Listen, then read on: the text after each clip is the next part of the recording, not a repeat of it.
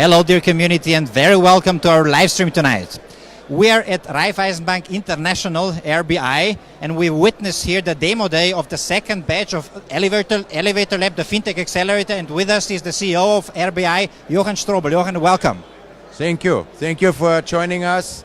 I hope you enjoyed it. Very, very much. It was absolutely packed. This time, actually, I think 100 people had to stand. They didn't get the seats. Full house here, a lot of networking. Congratulations for this, and congratulations for this awesome event.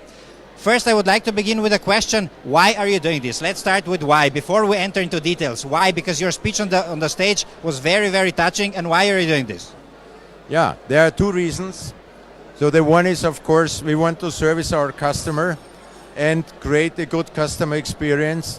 And there, the fintechs have quite a lot to offer. So this is the one part, to improve our relation to our customers.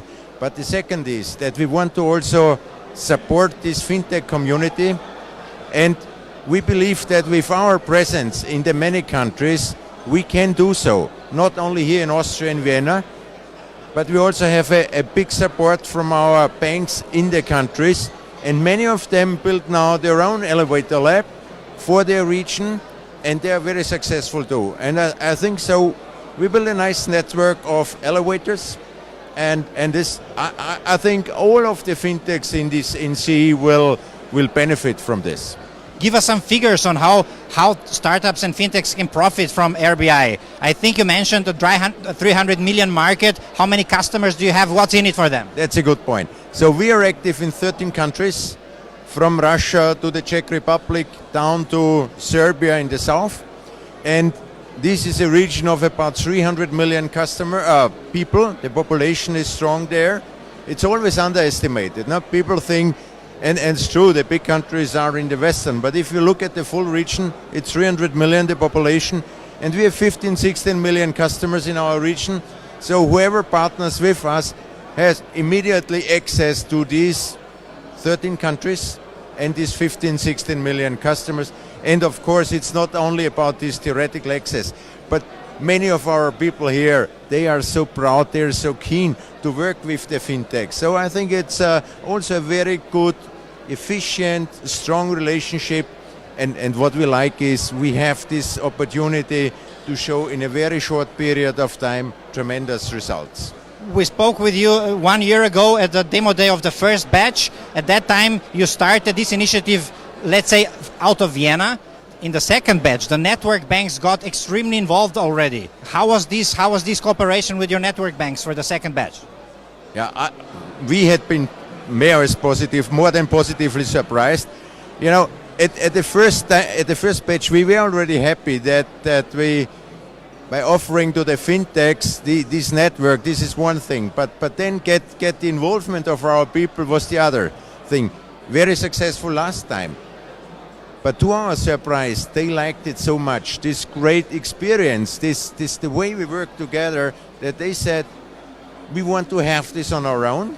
So they established their own fintechs of elevators. Of course, we support them in the way to set it up and give them some advice here and there where they need it. They are also very experienced in that.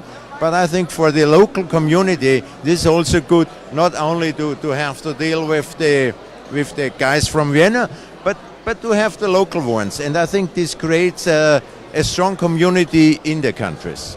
Before we move on to the demo day from today, maybe you can give us some review of the last batch. What happened with startups there? I think you took 5 of them into projects, and what happened, what came out?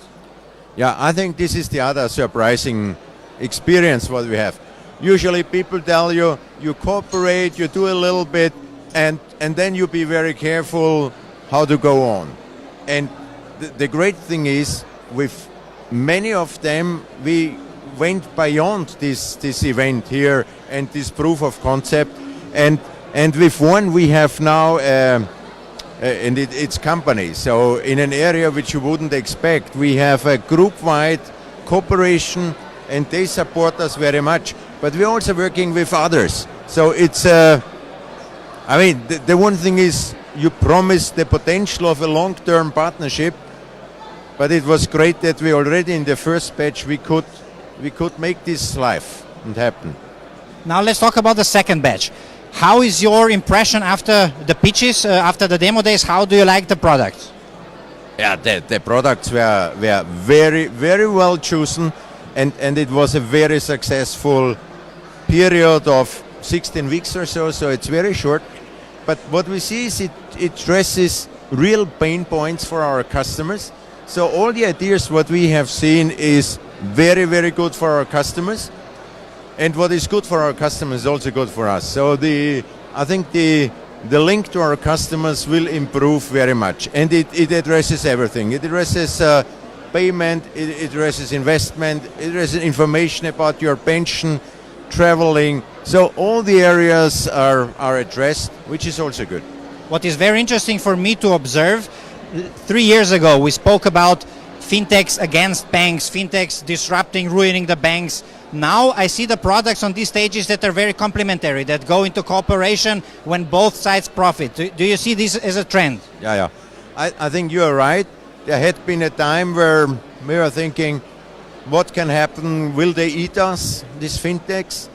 And I mean, after some time we figured out competition is always changing, and there might be real challenger banks. They are very strong in competing with us in some areas, but the broad range, I think there is a perfect cooperation opportunity, and they have these great ideas, they have this experience, they are so fast in bringing something to the market, and on the other hand, we have a long-standing customer relationship.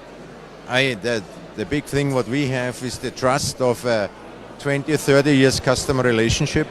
And if you can combine this long-term positive experience, this trust, with this innovative power, then I think it's a perfect combination.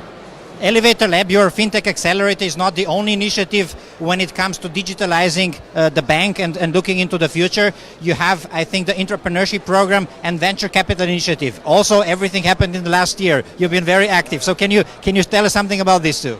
I think this is amazing as well, and we are so proud that I mean we in the old days, companies always thought how to create this innovation spirit, and in the old days it was less about innovation and much more improving here a little bit and there a little bit, and all these processes had been in a very bureaucratic way, and therefore not surprised that the outcome was little.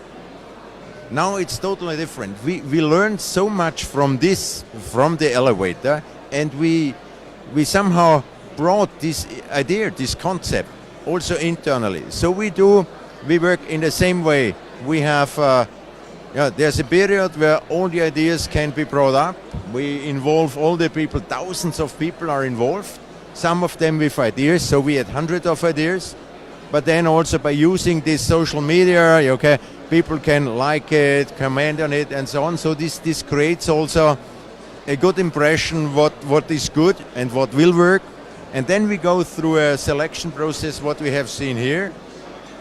This gives training to the people, but also it creates this environment that you go to the customer, you explore the need of the customer, you adjust, and we see, it's amazing how fast our teams are able to adjust. So they come with an idea, maybe they see it will not work in this short period of time, so they immediately adjust it and come with something else which works. So it's very good. And we learned from this, we learned very much for our own internal innovation. Amazing. Elevator Lab is a so-called non-equity accelerator because you don't take equity. But you saw that startups also might need money. So you started a venture initiative. Can you tell us something about that? So thank you for mentioning that, because we are proud of that as well. And you're right, this was also an initiative last year. I mean, establishing something takes a while. So it took us 6-7 months, and just at the year end we got all this legal document stuff we got ready. We partnered with Unica and with Speed Invest. So Speed Invest, of course, is a big one. And building on this, combining these three different animals, you might say. This we think it will be also great again. So we have of course, the banking experience, Unica, the insurance, competence, and then venture. So I expect that it's going to be good. So in case some of the startups from the Elevator Lab would need some funding, you would be ready to do that as well. There I have to say these are two different programs, and of course this is the best way. So the Elevator Lab is the best way to get used to us and to learn about us, and also we learn about the companies. But then we have a separate process. So this is a very strict investment process. But I think that's what anyone expects. Perfect. I have to quote one of your employees. Your team from Elevator Lab sent me a message today, Martin Bittner, and he said, I might translate. A colleague of his told to his son the following: I met a friend from RBI and she was super excited about the Elevator Lab. She thought it was incredible what kind of impact the program has on the company. People are talking about the digitalization and have an endless energy to work on the project and new topics. Elevator Lab is the topic in the whole company. When you hear something like this, what goes through your mind?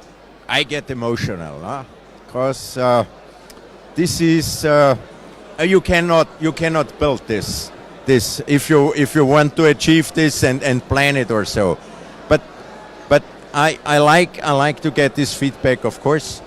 But you know, when I see the emotion of our people and all those you have seen from all the network banks, and they are going back and so they spread it, and this is changing our bank, and this was one of the really I had hoped for, that not only we create big partnerships with fintechs, but that it also changes our culture, our organization. And what you quote, of course, this is a proof, and so I'm happy that you shared this with me. Yes, thank you, Martin, for sending me this message. Let's finish with a question which might be logical after such quotes. Is there going to be the third batch for Elevator Lab? Yeah, of course. I mean, it's our ambition that within CEE we want to be the one where every fintech say we would like to go with them. And we will do our best and try to be very professional, very supportive, and of course, there will be a third batch. Perfect. Johann Strobl, thank you for your time. All the best. Keep it up. It's really awesome to be here and witness what you've put up. Respect, chapeau, and thank you very much. Thank you for being with us. Thank you. Thank you for being with us. This is a live demo of digital transformation of one of the biggest banks in the CE sector. I get really excited with these kind of stories. I hope you got some inputs as well. Stay tuned, and we will of course follow also the third batch of RBI. Thank you for doing this, also for supporting the ecosystem. Stay tuned and goodbye.